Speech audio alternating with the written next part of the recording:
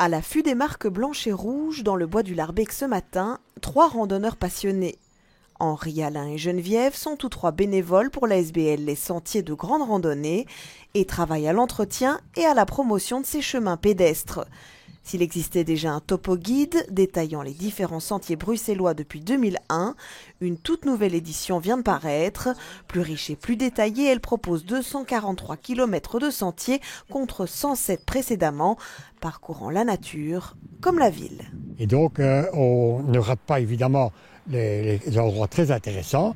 Les GR de Bruxelles se croisent tous à l'arrière de la cathédrale, c'est-à-dire en plein centre. Il y en a qui passent à la Grand Place, il y en a qui passent à la rue Neuve même. Mais bien entendu, à côté de ça, il y a tous les parcs, il y a la forêt de Soigne, il y a des endroits très très intéressants pour le randonneur.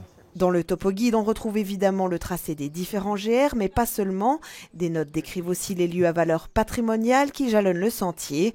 Un sentier soigneusement balisé. Les GR sont balisés dans les deux sens, ce qui vous permet toujours de vous y retrouver dans un sens comme dans l'autre, en ville comme dans la campagne, puisque dans notre cas ici, les randonnées en boucle à Bruxelles sont essentiellement dans la ville. Donc ils apparaissent discrètement, mais de manière quand même efficace, sur du mobilier urbain. Geneviève est baliseuse bénévole. Depuis 10 ans, elle entretient ses petits points de repère à travers Bruxelles. Je passe 3 fois par an, oui. Alors, je vais bientôt devoir y aller. C'est plus que dans la nature. Oui, dans la nature, c'est 1 fois par an. Alors, si la balade vous tente, n'hésitez pas à vous procurer le topo-guide. Le sentier est tout tracé.